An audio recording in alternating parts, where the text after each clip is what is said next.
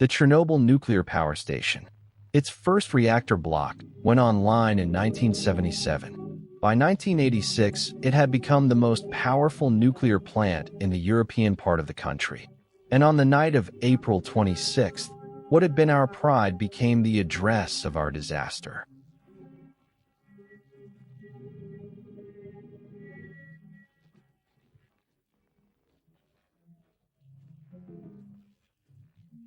You all know that a misfortune has recently befallen us, the accident at the Chernobyl nuclear power station. It struck Soviet people painfully, and it alarmed the international community. For the first time we have come up against, in the flesh, so menacing a force as nuclear energy escaped from control.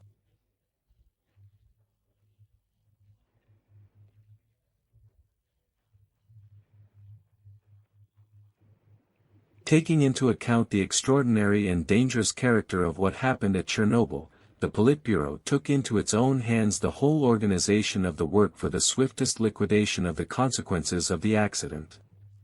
An enormous share of the work and the responsibility was shouldered by the party, Soviet and economic bodies of Ukraine and Belarusia. As of today, 299 people have been hospitalized with radiation sickness of varying severity. 7 of them have died.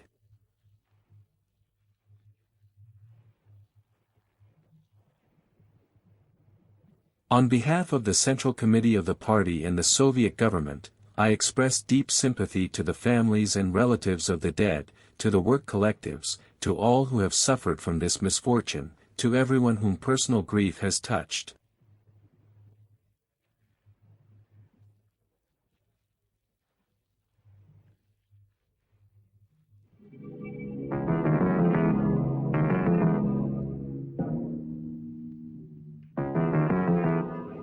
When the fire had been beaten off the 70-meter mark on the roof of the reactor hall, it was down this road that the doctors of Medical Unit Number 126 carried out the burned and the irradiated. From the clinics of Kiev, they were flown on to Moscow. The whole fight still lay ahead.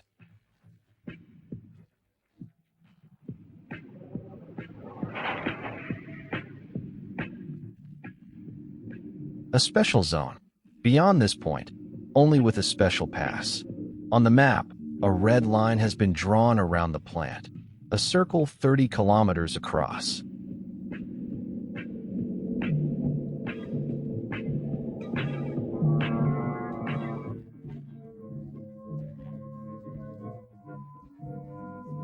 A government commission has been created, headed by the deputy chairman of the USSR Council of Ministers, Boris Yevdokimovich Turbina, an operational headquarters with emergency powers. By its order, from every direction, equipment, materials and people are being rushed to Chernobyl. Farms stand emptied, enterprises halted, schools closed.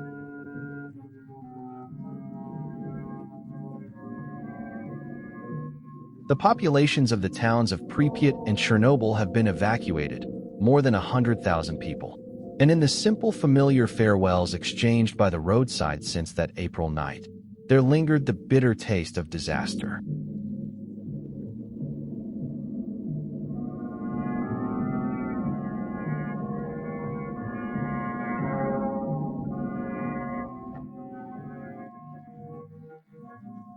A deadly enemy that sent the needles of the dosimeters off the scale even from behind steel armor, and, unseen, went about its evil work inside the human body, radiation. It has no smell and no color. It has only a voice. Here it is. On the screen, one of the frames our studio at first held back as a defect. But it is not a defect. It is the visible face of radiation. Look closely.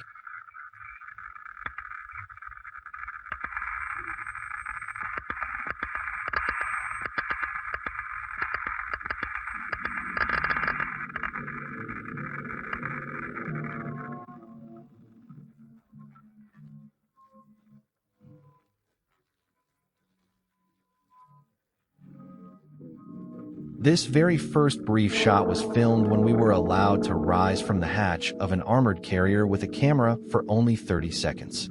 We were the first to go in that April night. Without armor, without protection, without a stopwatch, fully aware of the unavoidable danger. It was like a final desperate charge against an enemy gunport. Our second camera was loaded with black and white film. And so the chronicle of these first weeks will be in black and white, the color of our alarm and our grief.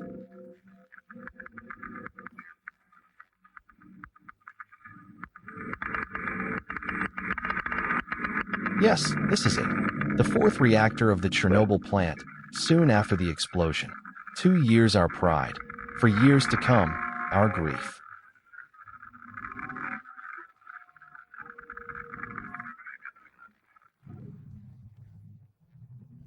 The first to pay their due were the firefighters, whose efforts had already brought under control the fierce blaze that could have led to far greater trouble. But burning continued in the reactor's graphite, radioactive aerosols were still being released. And so the government commission, through debate and argument, came to feel that the accident could not be contained by the traditional means stockpiled at the station. Decisions had to be taken on the move, decisions that would let this task be solved. The task of containment, of creating the first protective barrier against the spread of radioactivity. And so it was decided to attack this reactor from above. Compositions were chosen that would draw the escaping heat into themselves, that would form a powerful filtering layer.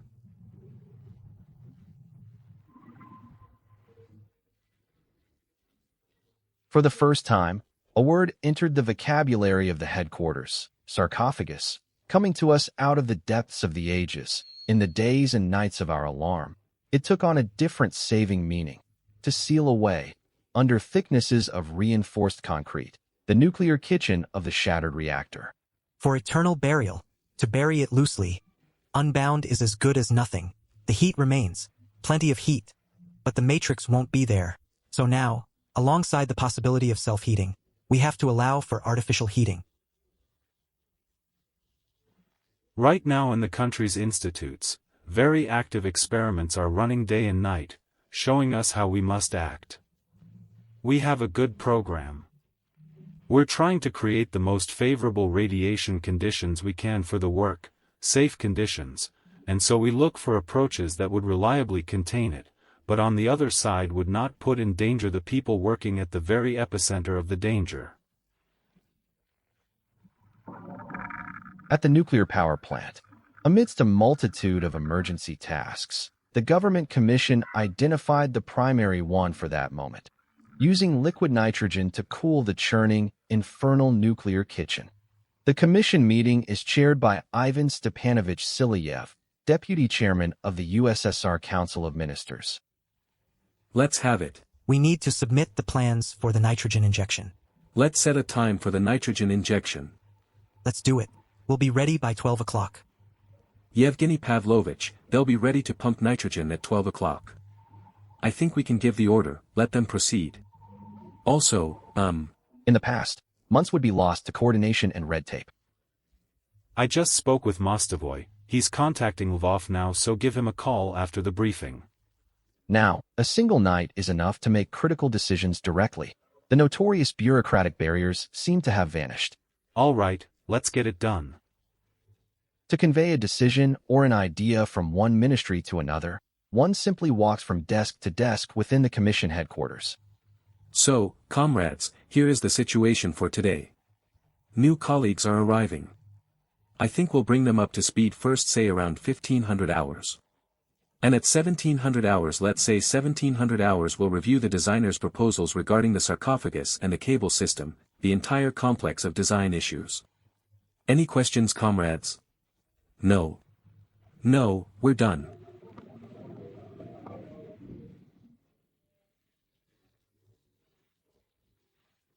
People are terse, focused, and grim. Orders are issued in low voices and carried out immediately, without question. The scale, nature, and progression of the accident are difficult to assess or predict. Extremely difficult. There is no room for error.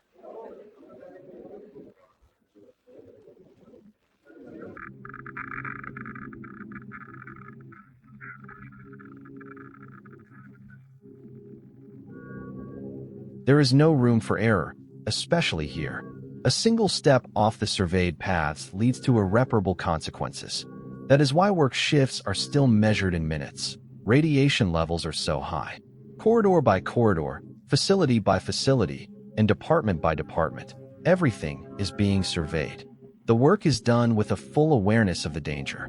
The task is completed first, no matter how difficult, and only then do they check the readout on their personal dosimeters. No one has any room for error anymore.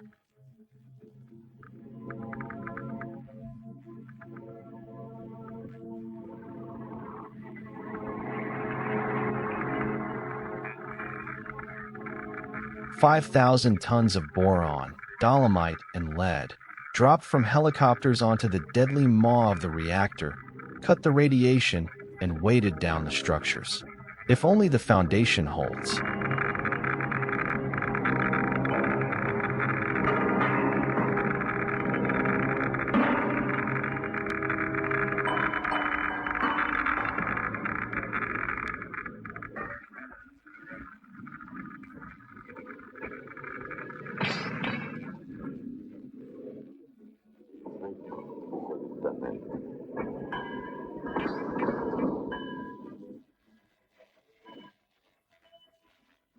Here, through pipes, concrete will be poured onto the base slab of the sarcophagus, in which the sick reactor must die. In the pit, minimum radiation, a temperature of plus 35, changing shift every 3 hours.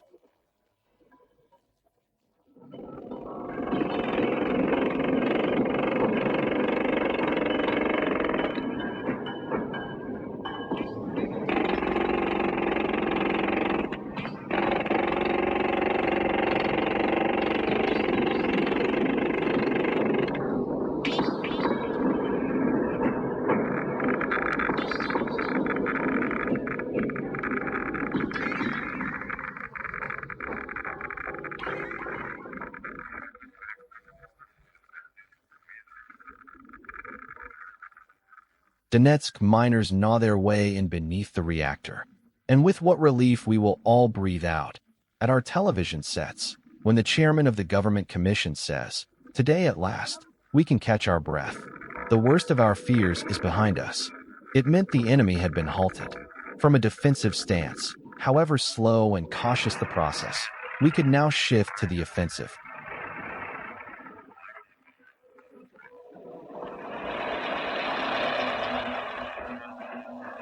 From the Chronicle of Events, on a vacant lot in the town, 3 concrete plants have been laid down.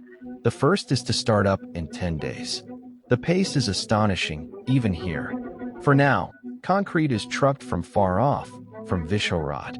On the 9th of May, on Victory Day, the first concrete went from here to Chernobyl. 120,000 cubic meters were shipped in all.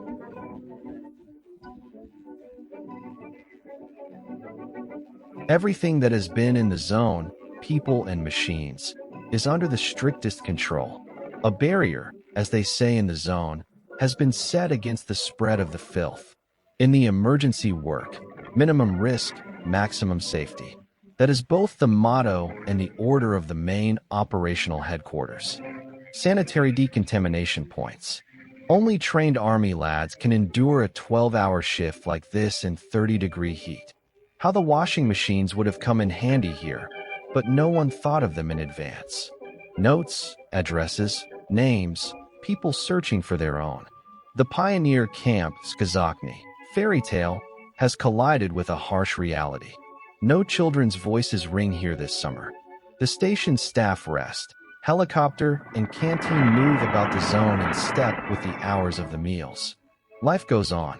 The work goes on.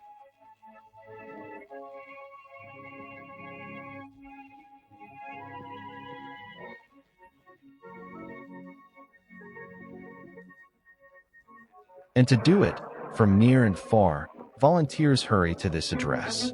A telegram from Sakhalin to the USSR Council of Ministers. "I was a dozer operator. I want to take part in the liquidation of the accident. Nikolai Andreevich Kontarev." 5 days later, he was already steering, by radio, the maneuvers of a bulldozer robot on the station grounds. Alexander Betrutinov, duty officer at the nuclear power plant operational headquarters. After graduating, he worked for many years at the Chernobyl nuclear power plant. Later, he transferred to the Tatar nuclear power plant. When the crisis struck, he returned and stood shoulder to shoulder with his colleagues. Nikolai Vasilyevich Karpan. During those difficult weeks, he was appointed the station's deputy chief engineer for radiation safety. From the very first night of the accident, his dosimeter was taken into the hottest zones of the nuclear power plant.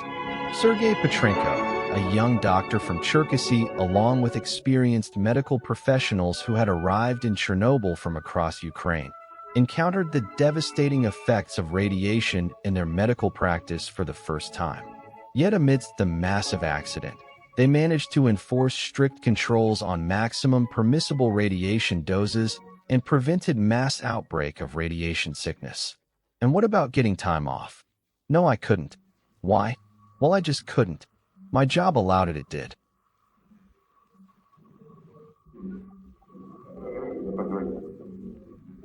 Literally 15 to 20 minutes after the accident, all the key specialists were summoned by phone to their posts.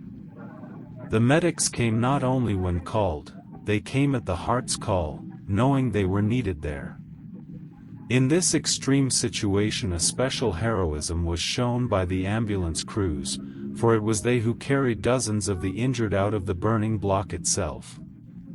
Doctors like Valentin Belokhan, Pavel Tinyanov, the drivers of the ambulances, Anatoly Gumarov, Anatoly Vinokur, Viktor Krivoshepa, who is at present being treated in one of the Moscow clinics.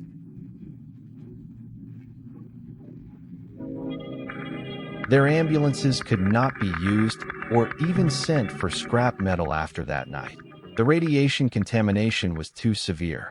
Yet, putting themselves aside, the medics saved lives. They transported victims to the airport. They were the first to lie on the operating table if a direct blood transfusion was needed, and the last to take their own preventive medication. These places have already lived through an evacuation once. But back then, villages were burning. Messerschmitts strafed children and herds of cattle on the country roads from low-altitude flights. And now the potatoes are planted in the gardens. The cherry trees blossom behind the cottages. The harvest will come. They fled in silence, in a state of shock. It was a relief that neighbors were waiting for them in Borodyanka and Makariv. But as the folk song goes, a stranger's house is not one's own.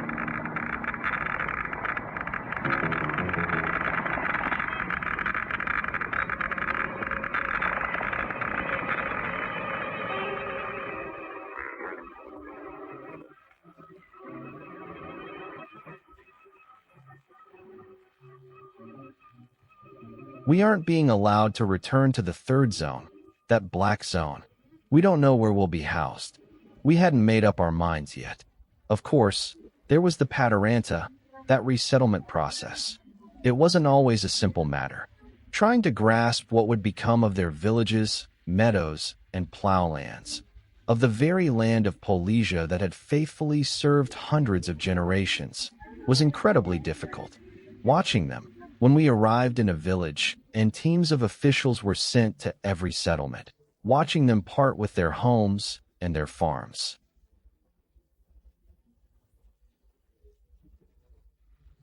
Here, on arrival, the Borodyanka district, where we are today, the Makariv district, we resettled our people, let's say, on a production principle. Collective farm laid over collective farm, enterprise over enterprise. A manager is head of family for the managers, a machine operator for the machine operators. In this way, in a matter of hours, the whole population of the district was housed. We were met very well. At first, everyone shared their bread and shared the grief that had befallen the Chernobyl district.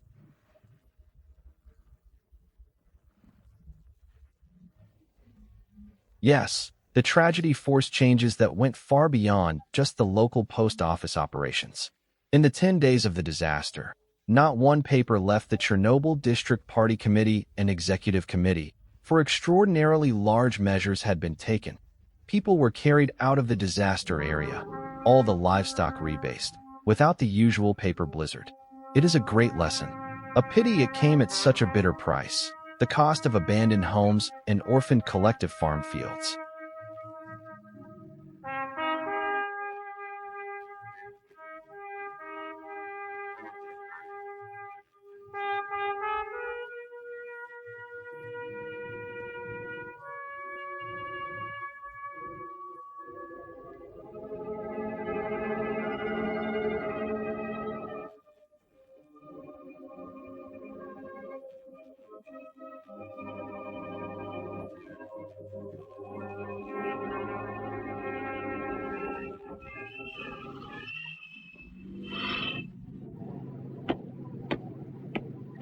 Comrade Colonel, the combined detachment from Dnipropetrovsk region has arrived in Chernobyl to participate in the cleanup efforts following the Chernobyl nuclear power plant accident.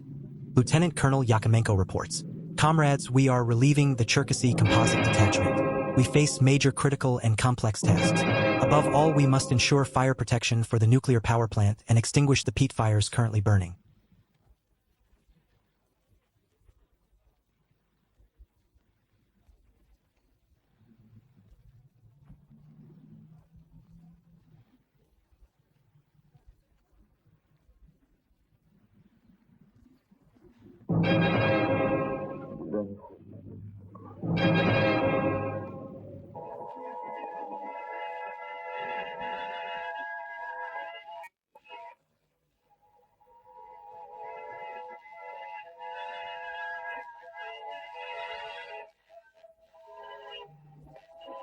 Trouble never comes alone. They were ready to battle the fire in a matter of seconds, just like their comrades Pravik and Kybnok had been on that night. Lieutenant Kybnok, Sergeant Tishura, Sergeant Voschuk, Senior Sergeant Ignatenko, Junior Sergeant Tetanok, Lieutenant Pravik. A letter from his wife arrived at the clinic after he had already passed away. The heroes of Chernobyl who conquered the fire. We will place their party and Komsomol membership cards in our museum. For managing to master themselves when the instinct for self-preservation was screaming at full volume. For preventing an even greater catastrophe at the cost of their own lives. For their courage and readiness for self-sacrifice in a moment of crisis. Their readiness for self-sacrifice in the hard hour, a great many of our workers showed it. It was a truly mass heroism, let us say. There was not a single case of refusing duty, or of trying to dodge the most complex, the most serious task. As for the population, it was a high level of consciousness, of high morality. People showed an understanding of what had happened. But, unfortunately, there were people of another caste. An attempt to smooth over the situation, to play down the consequences of what had happened, kept us, in the very first hours, from doing still more to reduce those consequences.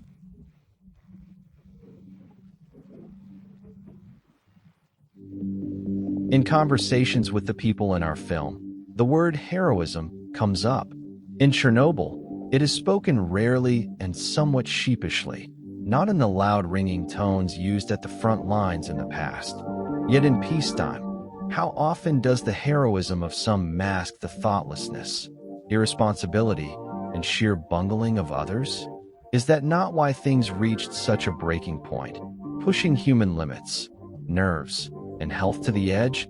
We pay in blood for the very things the party declared an uncompromising war against: complacency, incompetence, careerism, demagoguery, and sycophancy. Are these not the true root causes of the Chernobyl disaster and other calamities?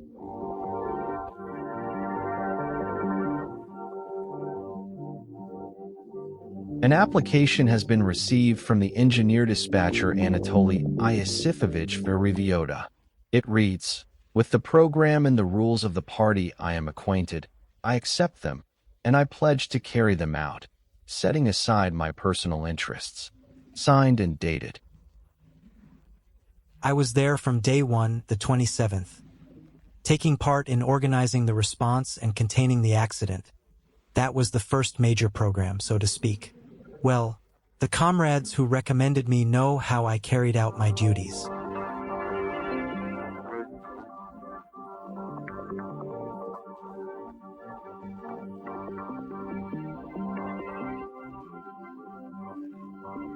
Those joining the party in those days were asked 2 questions not found on the standard questionnaire. How did you conduct yourself during the first hours of the accident? What are you doing today to deal with its aftermath?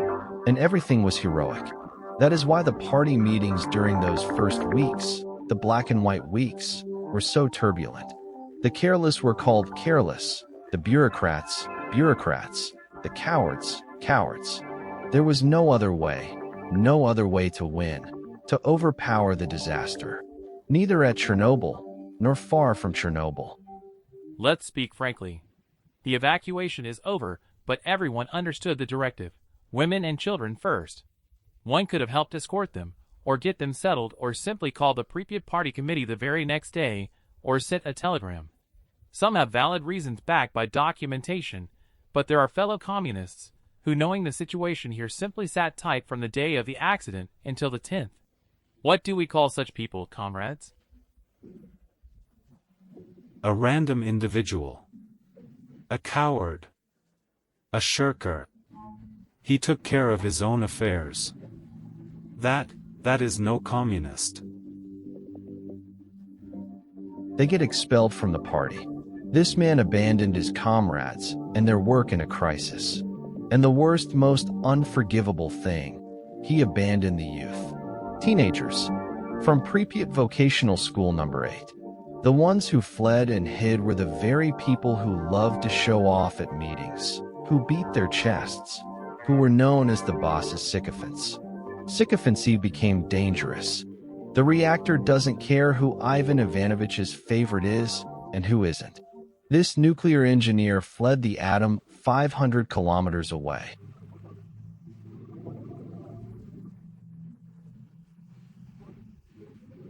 I've already received over 3,000 letters, just from party members, asking for a job.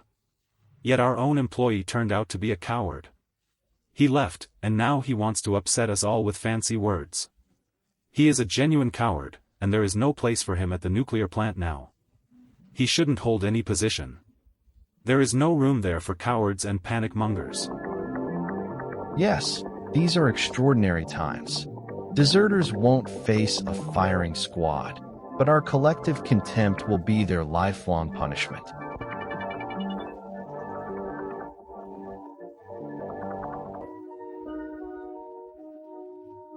Wait, I have blood type 1, rhesus negative.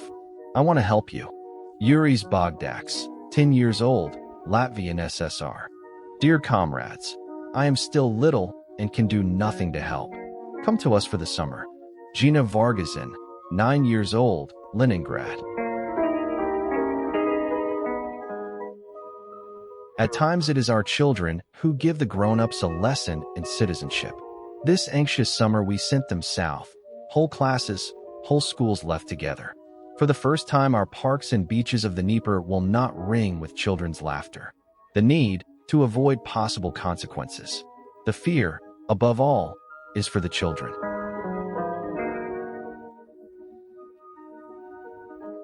Kiev, like Gomel, like the other towns and villages touched by the disaster, grew sterner, more collected, and true to its character. Found in itself the strength even to joke, while waiting for sweet scrawled letters in envelopes and the sound of a loved one's voice over the long-distance line. It went on working, held down its alarm, and on its new estates built houses for the evacuated Chernobyl power workers.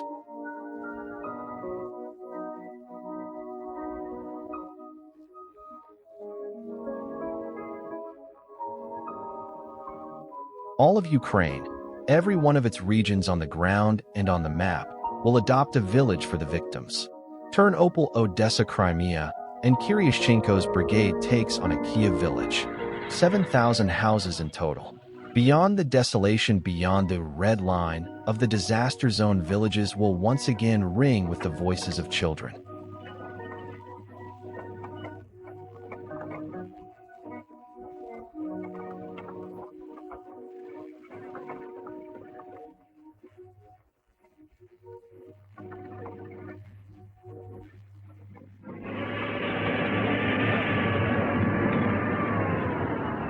Our army stood guard at the threshold of the calamity. They head out as if to the front line, but without combat supplies, carrying only dry rations. In the command posts, on the military maps, the center of the 30-kilometer red circle is marked in black, as if heading to the front lines into the dark vortex of disaster. Go the transport battalions, signal corps, pilots, combat engineers, and chemical troops. Reconnaissance has been carried out by 2 BRDM crews. Based on their findings, the task has been set to decontaminate 20 buildings. It is to be completed by 3 p.m. 6 9-story buildings have been treated. 9 5-story buildings. Regarding various natural disasters, be it an earthquake, flood, or forest fire, newspapers usually offer only brief reports stating that military units participated in the rescue operations. The Chernobyl accident, by its scale, borders on a natural disaster, yet its consequences are far more severe. And so the advance of radiation had to be halted.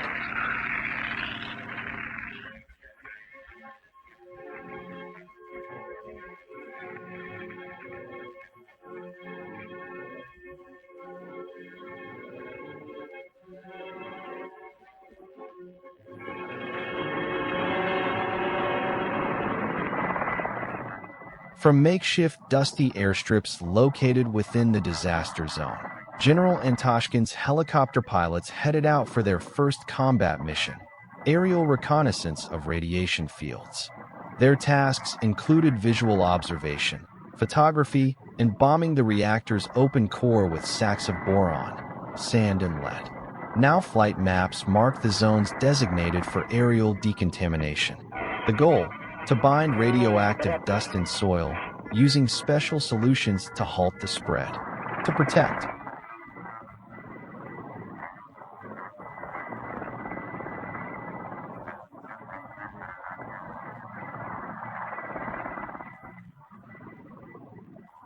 From the Chronicle of Events, protection, protection, and again protection. That is the chief order of the operational headquarters.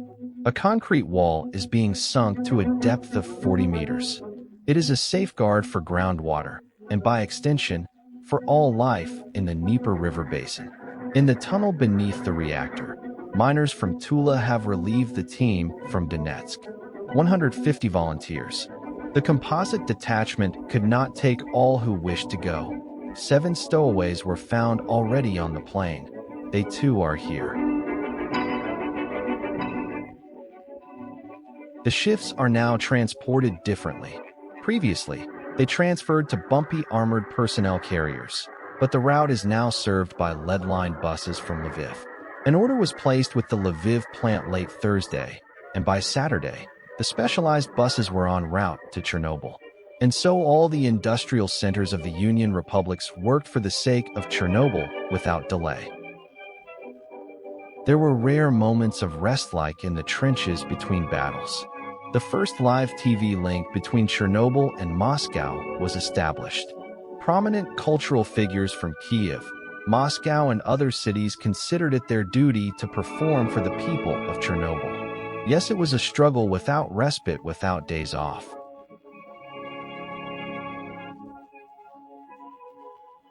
How often? For those who came at the call of disaster, Chernobyl reveals what they had not known about themselves. Nikolai Shevchenko had at hand neither drawing board nor display screen to design the metal formwork. But once the government commission adopted the design, the metal went to the plant within the hour. Within the day, the first steel structures were in the Chernobyl port. At the Demidov crossroads, the peak of traffic now runs round the clock. Its commandant is Lieutenant Gbortnechik. On the day of the accident, he was on leave. He returned to Kiev and to this spot, the main Chernobyl highway, without being summoned. This land must be returned to the Republic's economic use. A group of scientists from Russia is led by USSR State Prize laureate Yevgeny Fedorov. An intense search is underway. How to heal the land of Polesia, how to return it to the people. Across these sands, a highway will soon be laid, in a matter of weeks, connecting Chernobyl to the village of Straholesia. There at the mouth of the Teterev River, a new shift worker settlement for energy workers, Zelenimis, is already under construction. For the construction work, USSR State Prize laureate Zevin brought 6 skilled workers from his own brigade. The others back in Kiev are meeting production quotas to cover for their departed comrades. For his internship, Sergei Romakov, a journalism student from Moscow's Patrice Lumumba People's Friendship University, could have gone to Crimea or the Altai region. Instead, he chose Chernobyl and the nuclear power plant's Novodorazhka, the frontline newspaper, as it is known in the zone. Every day I tell myself I made the right choice, considering what I'm gaining here both in terms of the editorial work and everything around me. You see it, you hear it right now. There is food for thought.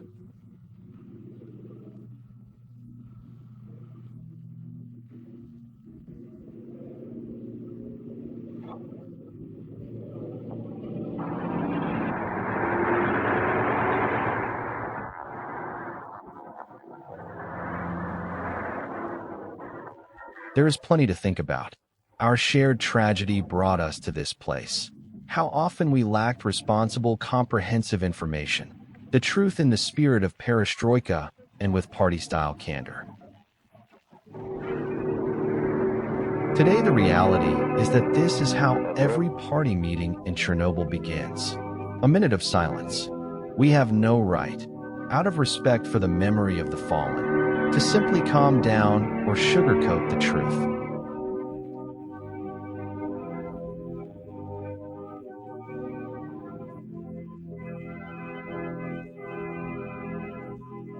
The reality today is that near Chernobyl, we are forced with heavy hearts to bury the fruits of our labor in such disposal sites.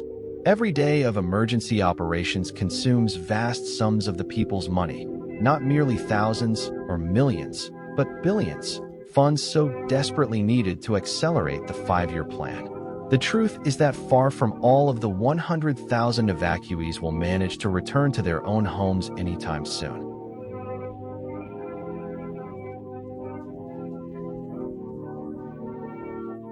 The aching truth today is that, for the first time in the long memory of our people, we are afraid to touch the generous gifts of Mother Earth. That the tree of civilization, raised by human hands, brings us, besides its blessings, its poisoned fruit, like this village of Kopachi.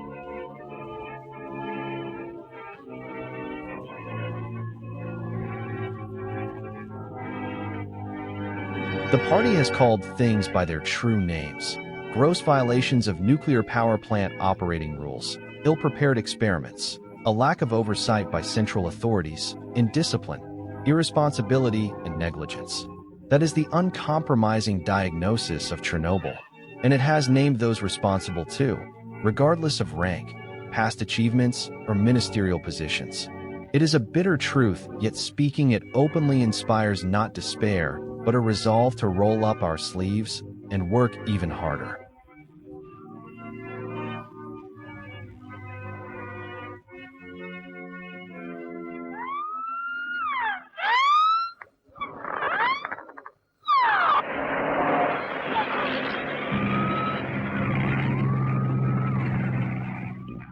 Trouble never comes alone. The many days of superhuman effort on the accident can turn to dust, in pipes laid one after another at the price of human heroism and toil. The concrete has treacherously set. Once again, volunteers stepped forward. After all this was an accident unfolding in a zone of high radiation.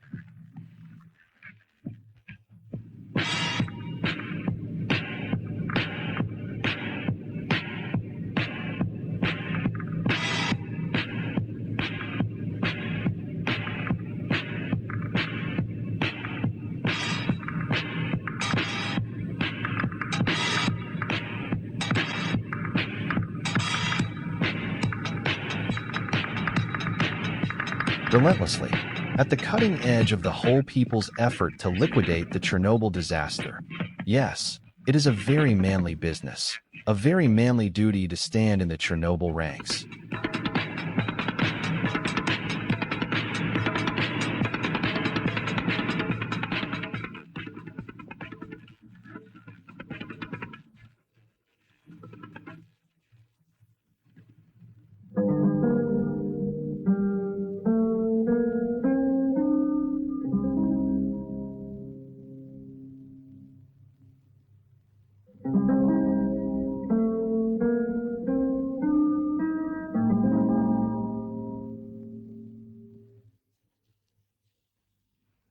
A man grows used to everything.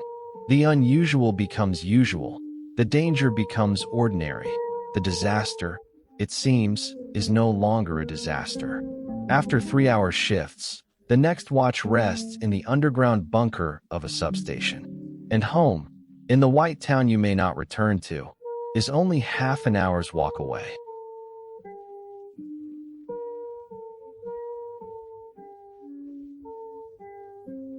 Dear Mama, a Ukrainian radio crew is recording letters to children at the southern camp. Dear little daughter, hello. Don't worry about us, rest well, take part in all camp activities, behave well.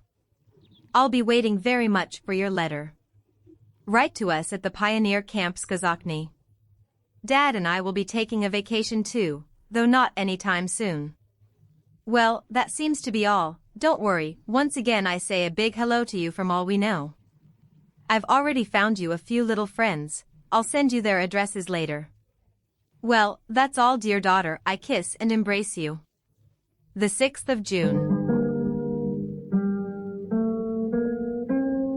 From April 5th to April 27, 1986, she was in the city of Pripyat in the immediate vicinity of the Chernobyl nuclear power plant.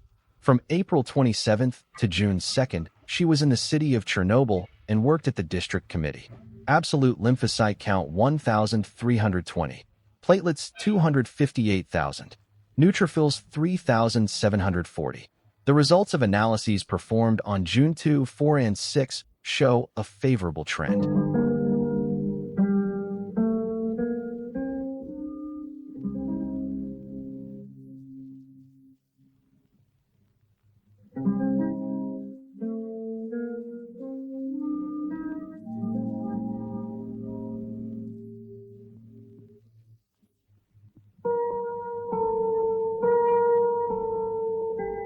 They came here quite willingly. They asked for it themselves. But the heart tightens when you see here, at Chernobyl, women's faces, plain, dear faces. They will cry it out later, in the rooms of the dormitories, in the former pioneer camps, so that in the morning, on the watch, they can smile, even joke, and do their work. A woman's work, and yet such a man's.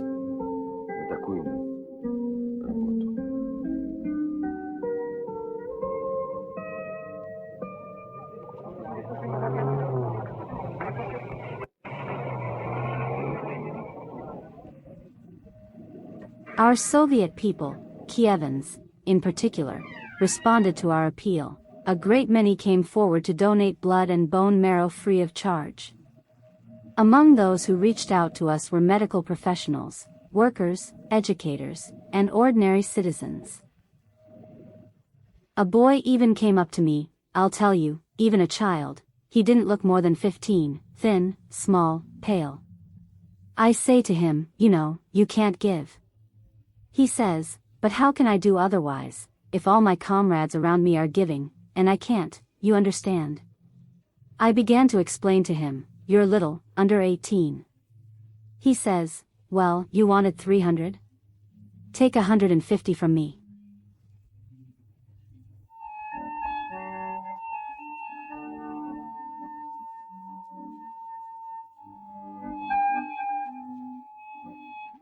Account 904, into which millions of people transfer their hard-earned rubles for the Chernobyl Fund, cannot record these kinds of contributions. 300 cubic centimeters of blood, a one-time donor contribution, and life-saving bone marrow is a contribution, too. A fund of life, a fund of human compassion, a fund of kindness. Remember these Cuban guys, you Chernobyl veteran. They took your tragedy to heart as if it were their own. As if it were their own flesh and blood. At first, we were at a collective farm, working there. We worked one day to dedicate that labor to Chernobyl. And then, as our guys said, we came here and donated blood too, to help everyone. Why the minimum amount? To show our small contribution. It is an act of human solidarity, it is internationalism.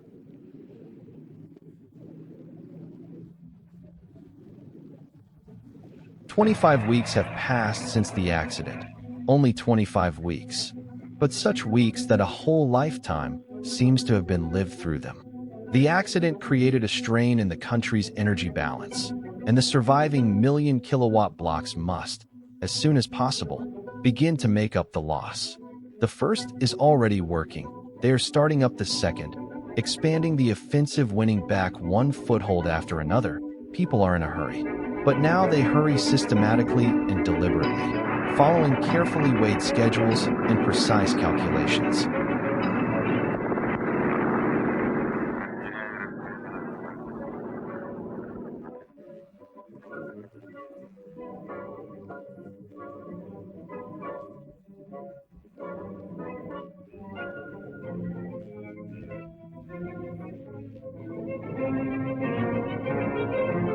They set up the forms and waited, and at last the concrete has arrived, 5,000 cubic meters a day, to seal the hellish nuclear kitchen forever into a monolith many meters thick. Be careful. We must remember that the tree of civilization cultivated by man yields more than just benefits.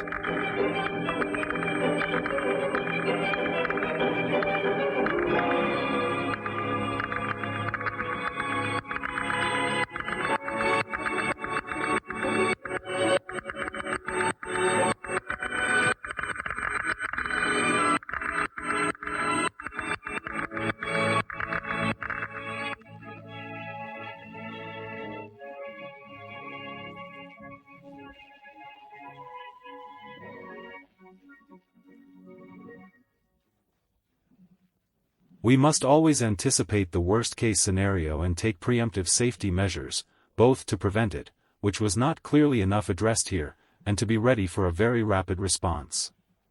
We had to do so much of this on the fly, with delays, from medical matters to all these technical resources, chemical agents, and so on. And yet in reality, the explosion itself was utterly insignificant.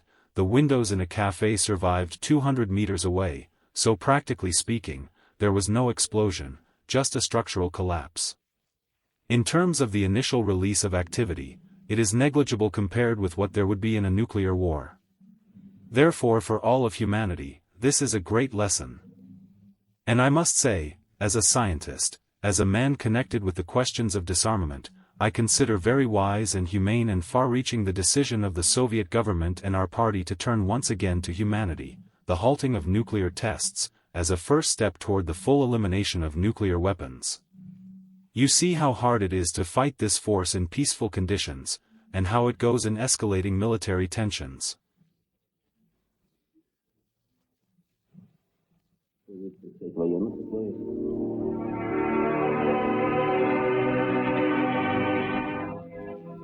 And someone rightly observed, in these difficult weeks, that the only defense against an explosion threatening the doom of civilization can be only civilization itself. Wise, well-equipped, far-sighted, and having gathered the experience of loss. The reason the world community closely scrutinizes the bitter Chernobyl experience. 4,000 reactor years of practically safe operation of nuclear power stations, broken by a few major accidents in different countries of the world. A video cassette from Vienna, 500 experts of the IAEA, the International Atomic Energy Agency.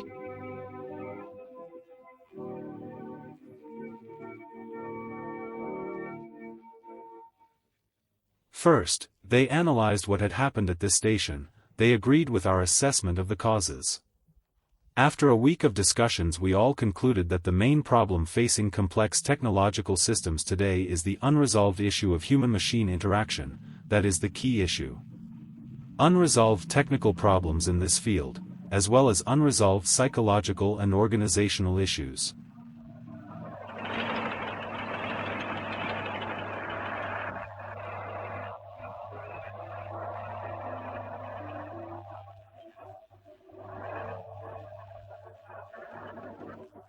Yes, the nuclear age has multiplied our power.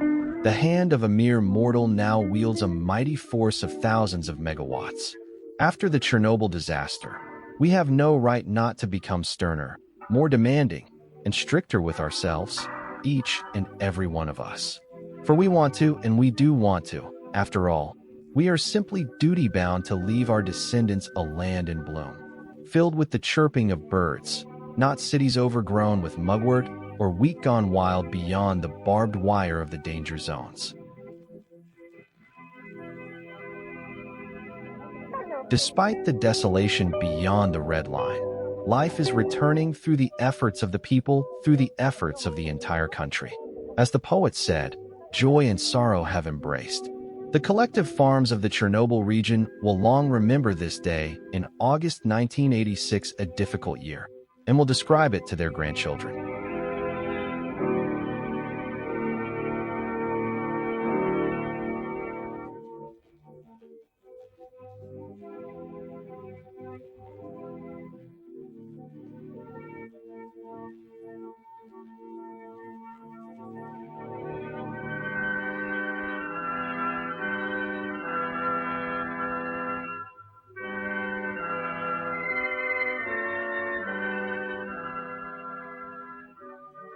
Let us remember, then, in joy and in grief, that the atom is two-faced.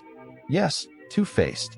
And when the peaceful atom, whether from our still incomplete knowledge of it, or from short-sightedness, or from bungling, breaks out from under human control, it shows us its second face.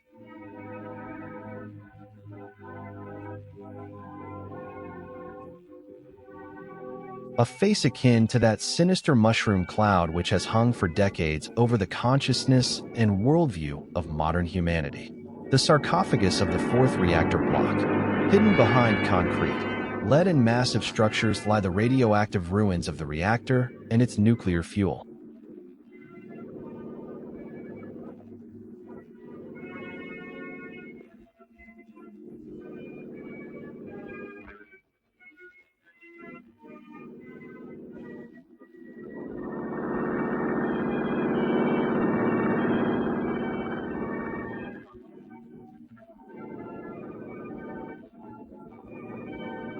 The consequences of the accident do not end there. It will take considerable effort, calculation, and courage to restore the original meaning to that simple familiar wish for a safe journey.